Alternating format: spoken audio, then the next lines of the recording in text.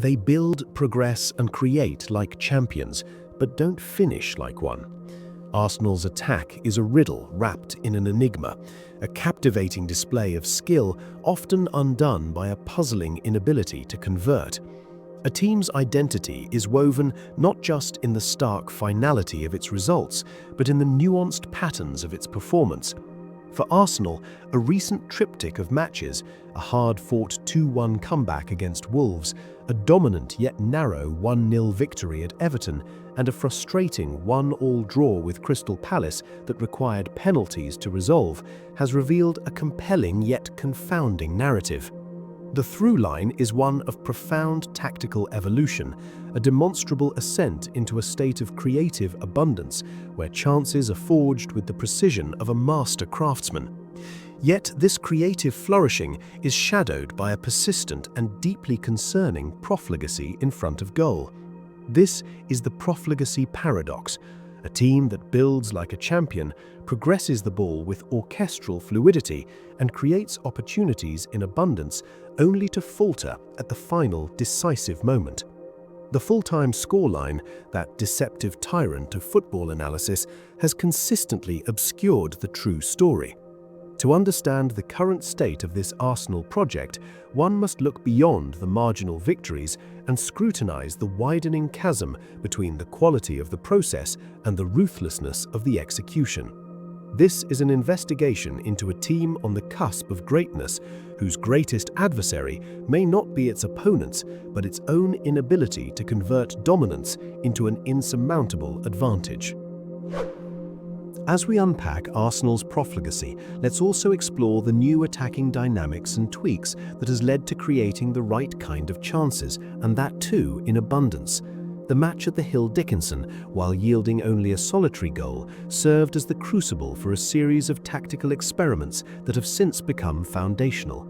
To the casual observer, it was a nervy 1-0 win. To the analyst, it was a laboratory in which Arteta's attacking philosophy took a significant evolutionary leap. The primary critique of Arsenal against disciplined, low-block opposition has often been its predictability. The solution unveiled against Everton was not a radical overhaul, but a series of subtle, intelligent adjustments designed to foster a new level of fluidity. Arteta implemented a nuanced formational shift that unshackled key players. Bukayo Saka, traditionally a touchline right winger, was granted a more nomadic license, drifting in-field on the left side to create overloads and form dynamic passing triangles with Martin Zubimendi and Martin Ødegaard. This was complemented by a fascinating tweak in Declan Rice's positioning. No longer just a central anchor, he frequently drifted into wide left areas. This positional rotation was a masterstroke, creating central space for others to exploit, while simultaneously forming a new, potent axis on the left flank and providing defensive cover to nullify Everton's crossing threats. These fluid movements were designed to disrupt Everton's rigid defensive structure, constantly asking new questions of their markers. For much of Arteta's tenure, Arsenal's attack has been overwhelmingly right-side dominant, a testament to the near telepathic connection between Saka, Ødegaard, and the right back. Against Everton, a crucial new dynamic was born. The activation of the left wing, with Leandro Trossard, Ricardo Calafuri, and the wide drifting Rice linking and rotating, was a revelation. The statistics underscored this shift. A remarkable 44% of Arsenal's attacks originated down the left, compared to just 33% on the right. This rebalancing is a monumental development. It prevents the team from becoming predictable, provides a vital new source of creativity, and ensures that opponents can no longer simply overload one side of the pitch to contain their threat. This tactical innovation, forged at Everton, has since become a staple, creating a more balanced and dangerous attacking platform. The creative blueprint refined against Everton has yielded spectacular results in terms of chance creation. The subsequent game against Wolves and Crystal Palace saw this newfound fluidity flourish, with Arsenal systematically dismantling defensive structures and carving out high-quality opportunities. The statistical evidence, however, paints a stark and sobering picture of the finishing that followed. In the three-match period encompassing Everton, Wolves and Crystal Palace, Arsenal generated a cumulative expected goals from open play of approximately 6.16. The actual return from these situations was a scarcely believable 0 goals. The process, by every objective metric, is working flawlessly up to the final moment. The build-up is crisp, the progression through the thirds is effective, and the final third entries are both numerous and dangerous. But at the final, most crucial hurdle, the act of putting the ball in the net, the system falters. This is not merely an abstract statistical anomaly, it has tangible, nerve-shredding consequences. A slender one-goal lead, no matter how deserved, is a precarious tightrope walk. It keeps a team on the edge, inviting the chaotic whims of fate, an unlucky deflection, a moment of individual error, a controversial decision to derail an otherwise dominant performance. The recent trend of conceding goals in injury time against teams like Sunderland, Aston Villa, Wolves and Crystal Palace is not a defensive crisis, it is a direct and foreseeable consequence of attacking profligacy. The failure to kill the game leaves the door ajar for misfortune to barge through. Mikel Arteta's post-match comments have become a recurring echo of this frustration. After the 1-0 win at Everton, he lamented, "The margin should have been bigger." Following the penalty shootout victory over Crystal Palace, a game that ended 1-1 after a late equaliser, his analysis was identical. "In my opinion, the margin should have been much bigger." The manager sees what everyone else sees, a team doing everything right except the one thing that matters most. It would be convenient and analytically lazy to lay the blame at the feet of a single misfiring striker. The issue at Arsenal runs deeper. It is a collaborative impediment, a finishing malaise that has afflicted nearly every forward player across the squad. Gabi Jesus and Noni, for instance, could and should have each claimed a brace against Crystal Palace, their missed chances bordering on the inexplicable. Yet they are not isolated cases. Victor Gyökeres, Kai Havertz, Gabriel Martinelli, and even the team's most reliable finishers, Bukayo Saka and Leandro Trossard, have all squandered gilt-edged opportunities in key moments. This collective struggle is made all the more frustrating by the visible improvements in the creative infrastructure. The team is now consistently supplying Gyökeres with the quality service he thrives on. The attack has developed a potent and varied threat from the left, with Martinelli's electrifying wing play against Palace a prime example of the new dynamism.